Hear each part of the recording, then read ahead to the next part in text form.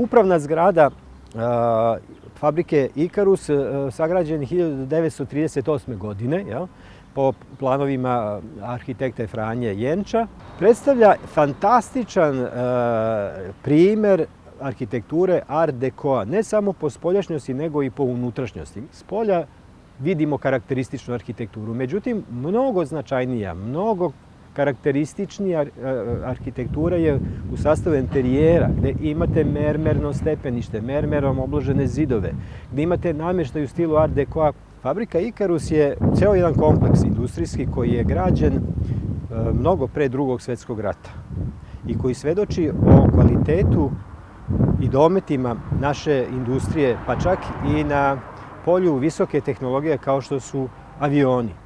Zamislite, ovde je pre Drugog svjetskog rata napravljeno 17 tipova različitih aviona.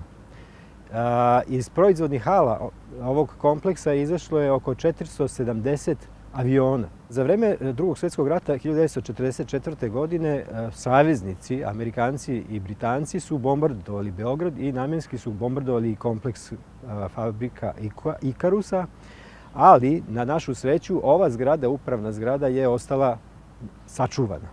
Posle rata kompleks je rekonstruisan i nastavljena je proizvodnja.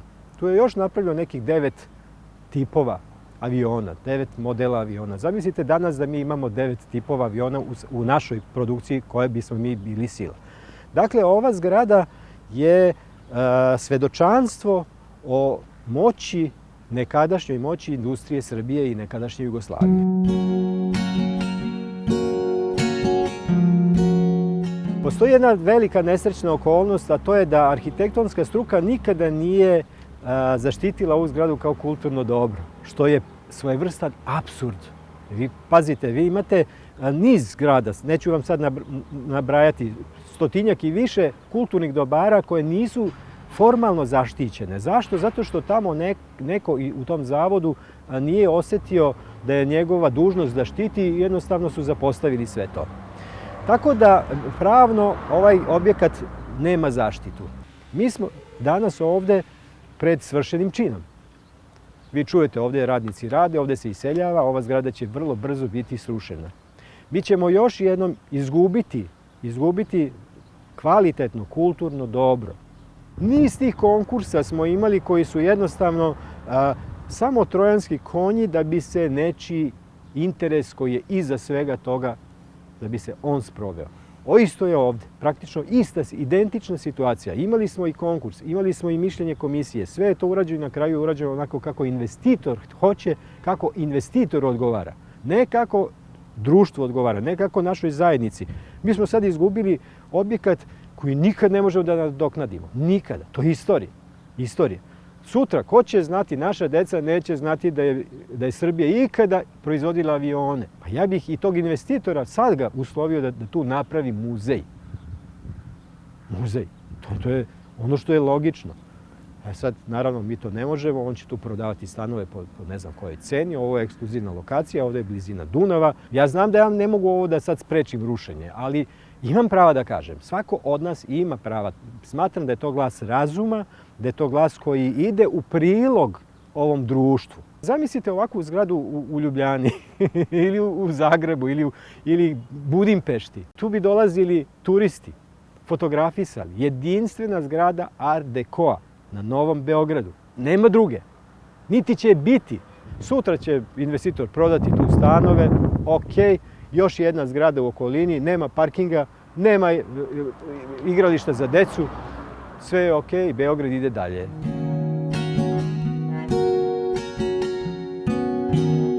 Mi imamo 6-7 fakulteta arhitekture u Srbiji, što nemaju zemlje u našem okruženju.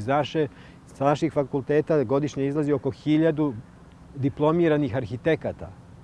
Pored tih 1000 diplomiranih arhitekata nama gradove zidaju stranci. Metro nam zidaju stranci. Beograd na vodi projektuje zidaju stranci. Makiš zidaju stranci. Mislim, Karić, ali strani projekat.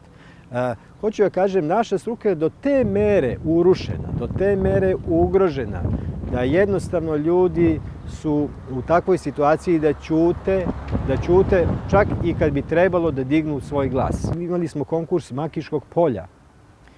Makiško polje je zaštićena zona, vodosnabdevanje Beograda, tu je podzemno jezero iz koje se vekovima snabdeva Beograd.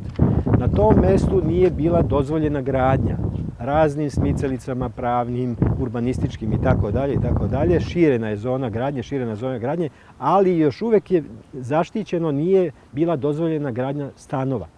I sad zamislite, raspisivač konkursa, političari su to opet podmetli struci, profesor arhitektonskog fakulteta potpisuje da je po pozicijama konkursa predviđena gradnja 870.000 kvadrata stambene izgradnje.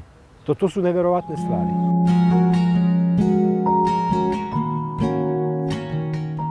Da bi se ostvarivali politički poeni, vi ćete najlakše ukazati na neke promene u arhitekturi.